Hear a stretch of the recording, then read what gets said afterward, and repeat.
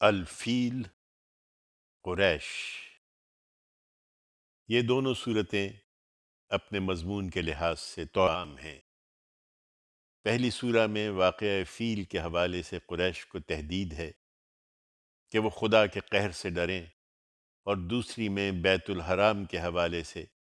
انہیں تلقین کی گئی ہے کہ خدا کی جو نعمتیں اس گھر کی بدولت انہیں حاصل ہیں ان کا لحاظ کریں اور خدا کے مقابلے میں سرکشی چھوڑ کر تنہا اسی کی بندگی اختیار کر لیں۔ دونوں میں روئے سخن قریش کے سرداروں کی طرف ہے، اور ان کے مضمون سے واضح ہے کہ پچھلی صورتوں کی طرح یہ بھی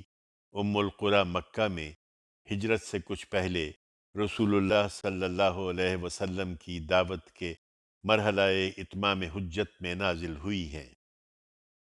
پہلی سورہ الفیل کا موضوع قریش کو اس حقیقت پر متنبہ کرنا ہے کہ جس پروردگار نے اپنے دشمنوں کو تمہارے سامنے اس طرح پامال کیا ہے، تم اس کی دشمنی کے لیے اٹھے ہو تو وہ تمہیں چھوڑ نہیں دے گا،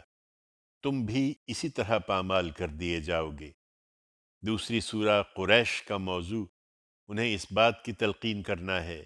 کہ جس گھر کے مالک نے انہیں رزق و امن سے نوازا ہے، اس کا یہ حق تو کم سے کم پہچانیں کہ تنہا اسی کی عبادت کریں اور دنیا میں اس کے بندے بن کر رہیں۔ اللہ کے نام سے جو سراسر رحمت ہے، جس کی شفقت ابدی ہے۔ قریش مانوس کیے گئے، وہ سردی اور گرمی کے سفروں سے مانوس کیے گئے،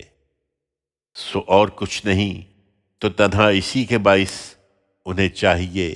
کہ اس گھر کے مالک کی عبادت کریں، جس نے ان بنجر پہاڑوں کی بھوک میں انہیں کھلایا اور ان کے خوف میں انہیں امن عطا فرمایا۔